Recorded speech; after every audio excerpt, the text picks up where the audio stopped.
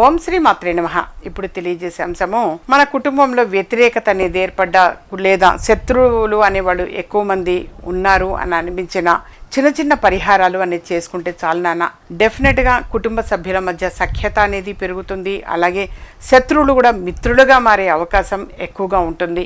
దానికల్లా మీరు చేయాల్సింది చాలా సింపుల్ పరిహారం నాన్న. డైలీ అయినా సరే సాయంత్రం పూట చేయవచ్చు, లేదా కనీసం గురువారం రోజు, ఆదివారం రోజు, వారానికి 2 సార్లు అయినా సరే సాంబ్రాణి ధూపము అనేది తప్పనిసరిగా గృహంలో వేయండి నాన్న. సాంబ్రాణి ధూపము మన ఇల్లు మొత్తం కూడా చూపించటము, చక్కగా మంత్ర జపం చేసుకుంటూ మీకు వచ్చే ఉంటాయి. ఓం గం గణపతే నమః, ఓం గం గణపతే నమః అని కానీ, ఓం నమ శివాయ కానీ, ఓం దుమ్ దుర్గాయ నమః అని కానీ, లేదా నరసింహస్వామి వారి స్తోత్రం చదువుతూ కానీ చక్కగా మీరు ఇల్లు మొత్తం కూడా సాంబ్రాణి ధూపము అనేది వేయండి.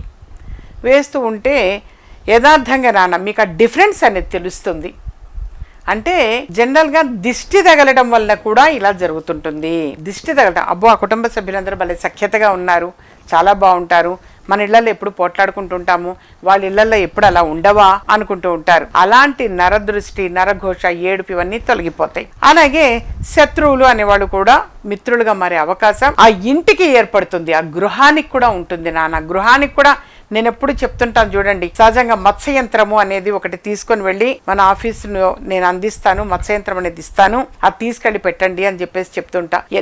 ఎన్నెన్నో జపాలు కావచ్చు, పూజలు కావచ్చు, అభిషేకాలు కావచ్చు, హోమాలు కావచ్చు, ఈ విధంగా చేసినటువంటివి ఎన్నో అన్నమాట. శక్తి ధారపోసినటువంటి అద్భుతమైన దైవిక వస్తువులవి. సరే, ఈ టాపిక్ కి రిలేటెడ్ ఏంటంటే, సరే మత్స్యయంత్రం అనేది అలా పెట్టడం వలన యథార్థంగా శుభవార్తలు, శుభకార్యాలు అనేవి జరుగుతాయి, శుభవార్తలు వింటారు అని చెప్తాను. వాస్తవంగా అంటే ఆ ఇంటికి కూడా ఆ బలం అనేది ఉండాలి, రావాలి, ఆ శక్తి ఉండాలి నాన్న. అందుకని తప్పనిసరిగా ఇట్లా మత్స్యయంత్రం అనేది కూడా కలెక్ట్ చేసుకోండి, పెట్టండి అని చెప్పేసి తెలియజేస్తూ ఉంటాను. సరే, ఇది ఒకటి. శత్రువులు కూడా మిత్రులుగా మారాలి అని అంటే కూడా యథార్థంగా శక్తి కంకణము అని చెప్పేసి ఎక్కువగా తెలియచేస్తుంటా. శక్తి కంకణము అనేది ధరించటం వలన యథార్థంగా దృష్టి దోషం అనేది పోతుంది. నరదృష్టి, నరఘోష, ఏడుపు ఇవన్నీ కూడా తొలగిపోయి శత్రువు అన్నవాడు కూడా మిత్రులుగా మారే అవకాశం ఎక్కువ ఉంటుంది. ఈ పని కాదు అన్నది కూడా జరిగే అవకాశం ఎక్కువ ఉంటుంది. అందుకని ఎక్కువగా నేను శక్తి కంకణము అని చెప్పేసి కూడా తెలియచేస్తూ ఉంటాను. అలాగే శుక్రవారం రోజు కావచ్చు, ఒక ఆదివారం రోజు కావచ్చు, ఎప్పుడన్నా ఒకరోజు, వారానికి ఒకరోజు, నెలకు ఒకరోజు ఒక నిమ్మకాయని కట్ చేయండి. సింహద్వారం ముందు నిమ్మకాయ కట్ చేసి చక్కగా ఇటొకటి అటొకటి పెట్టి ఉంచండి. నెగిటివ్ అనేది పోవటానికి తెలియచేస్తున్నా.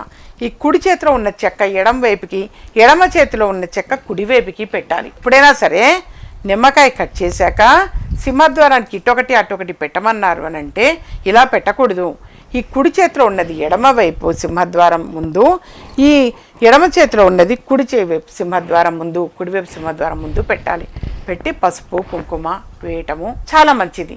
దీనివల్ల యథార్థంగా పాజిటివ్ ఎనర్జీ వస్తుంది, నెగిటివ్ మొత్తం కూడా తొలగిపోతుంది, పాజిటివ్ ఎనర్జీని తీసుకోగలుగుతారు. కాబట్టి ఇలాంటి సింపుల్వి నాన్న, చిన్నవే తెలియచేస్తాను.